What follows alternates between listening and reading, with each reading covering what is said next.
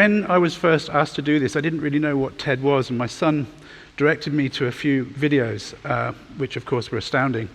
And the first one that I watched was by a guy called Sir Ken Robinson, who started his amazing talk by expressing his interest in education and how this was always a killer at dinner parties, so that he never really got invited again.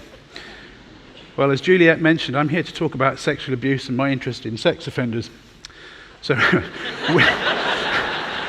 with respect, Sir Ken, I think I take the prize for dinner party death. Okay, in 30 years' experience of working in this field, neither myself nor any of my colleagues, past or present, have ever been apologists for sexual abuse. It's a heinous crime with devastating consequences, and our number one aim in all of our work is no more victims. Okay, but my talk really should be a message of hope. And what I'm really here to talk about is a project that I'm involved in now called Circles of Support and Accountability. Before I talk about that, I need to go back a bit into days when I used to run treatment programs. Basically, I was a group work facilitator, and I would take groups of men through 160 hours of group work. One of the things that it really crystallized in my understanding of this type of behavior is that most sex offenders aren't like Jimmy Savile, who I regard as having been a psychopath.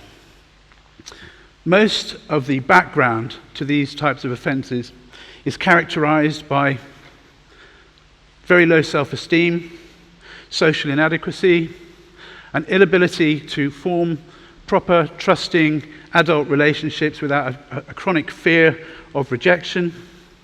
And it seems to me that most offending episodes that I've understood have been a kind of combination of these features turning into episodes of depression, chronic anxiety, and the resulting behavior. I don't know if you can read this slide, but basically it's a picture of a bridge in Miami, underneath which a group of sex offenders used to live. They used to live there because they were evicted. And they've gone goodness knows where.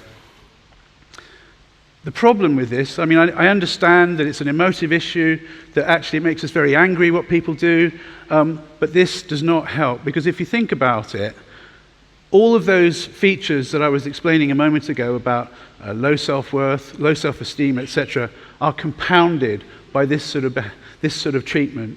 And the problem is that we then turn our sex offenders into repeat sex offenders.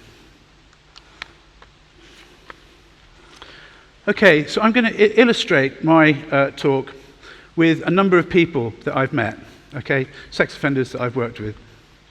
But back to the treatment group, one of the final exercises that we did in treatment was we asked the men to construct a support network so that when they finished the group, they would have a group of friends or acquaintances who they'd told about their offending behavior, and enlisting them in an attempt to get them to help them to avoid reoffending. Okay? It seemed to me a crucial element of rehabilitation was having a support network.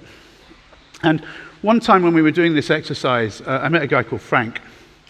And Frank, he had a long-standing sexual interest in children. He didn't know why, he didn't know where it came from, but it was there. And he managed it most of the time, but he did commit offences, and eventually he was caught and sent to prison, and then he came to us. He had, however, managed to explain his situation to a couple of his friends and had enlisted their support. And he told us this story about a time when he and his friends were in a pub, a sunny afternoon, having a drink, and as the afternoon wore on, families started to arrive and the garden started to fill up with children.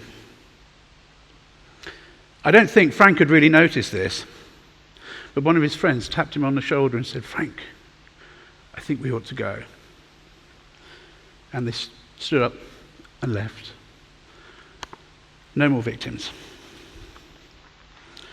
Okay, now we need to move to Canada in about 2000, and I'm going to introduce you to a guy called Charlie. Charlie was a repeat sex offender. He had grown up the hard way. He'd grown up in care.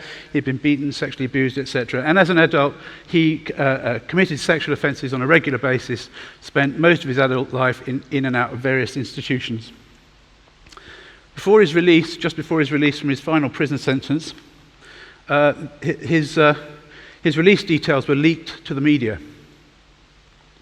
And so when he arrived at his flat, there was a vigilante group with banners and throwing things and whatnot. And he got inside, and when he got inside, he rang somebody he'd met in his prison, a guy called Harry Nye, who was a Mennonite minister. And Harry did an amazing thing. He rang a group of his friends in the community who went to get Charlie out of this flat and actually put him in the boot of their car and drove him to another place where he could stay. And they continued to meet with Charlie regularly, and they were taking an interest in him. And this was something that had never really happened to Charlie before. People not being paid to take an interest, but people just there for him to demonstrate a humanity and a care which was completely new. This continued, and Charlie actually died 11 years later without having committed another offence. And that was the first circle of support and accountability.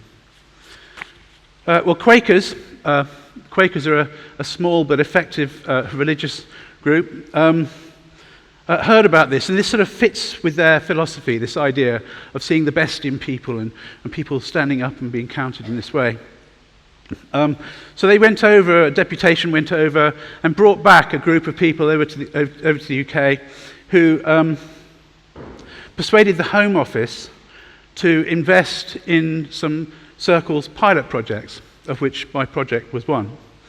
At the same time, a couple of my colleagues from the treatment team, Becky Saunders and Chris Wilson, left to start Circles of Support and Accountability in the UK.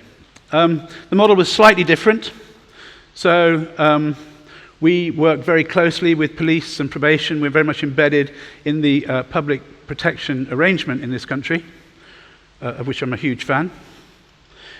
And they began to recruit and train volunteers for this role.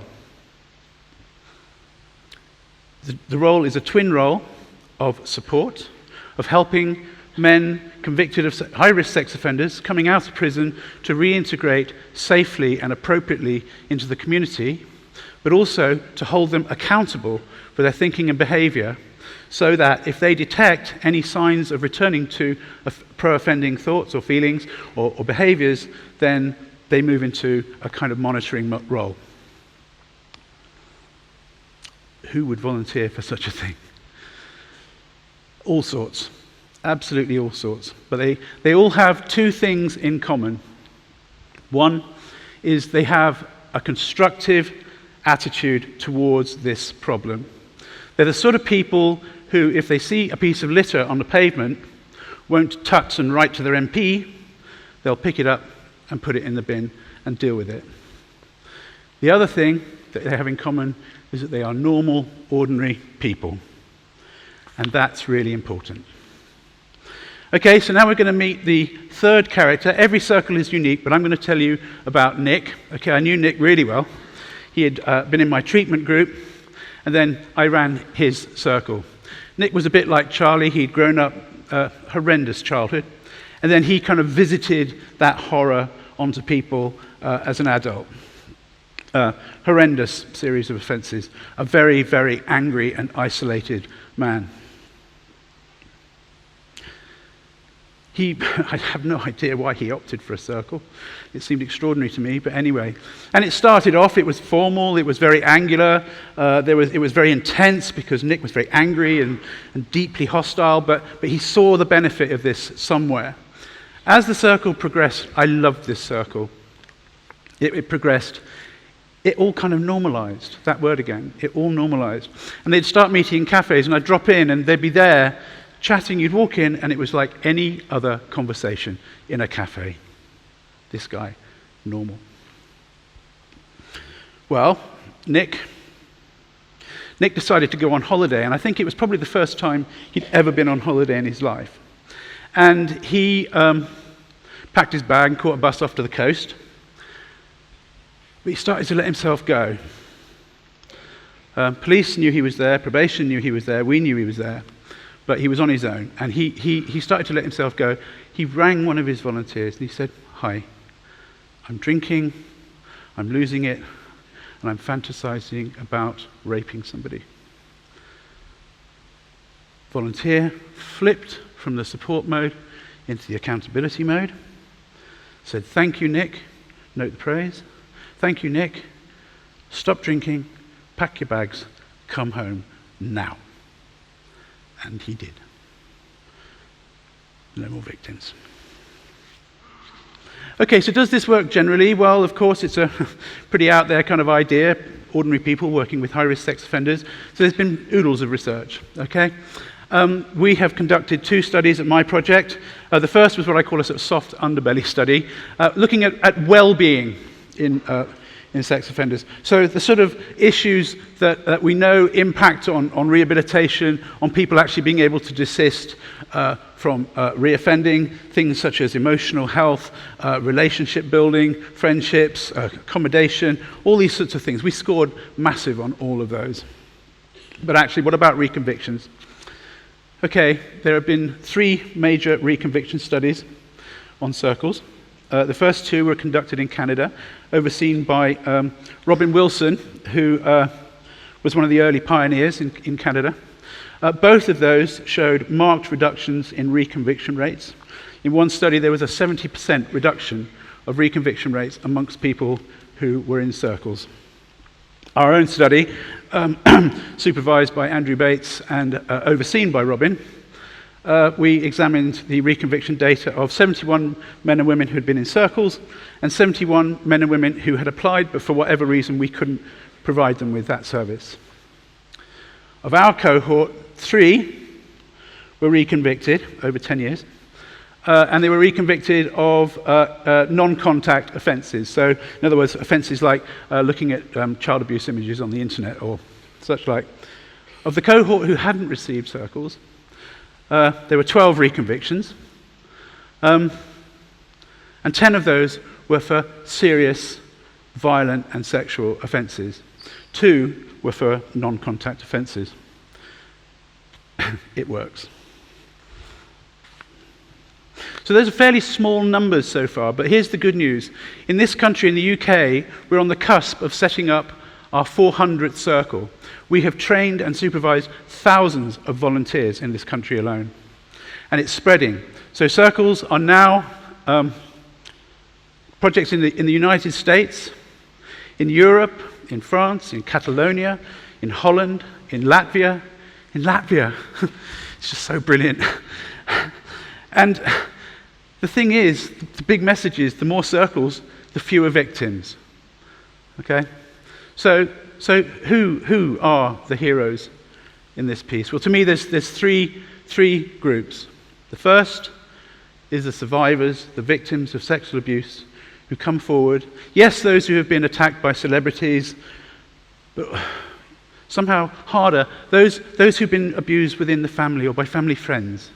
Such courage to come forward. And it's so good if they do, and they tell their stories, because then we can get hold of these guys. We can put them in prison. I'm a huge fan of prison.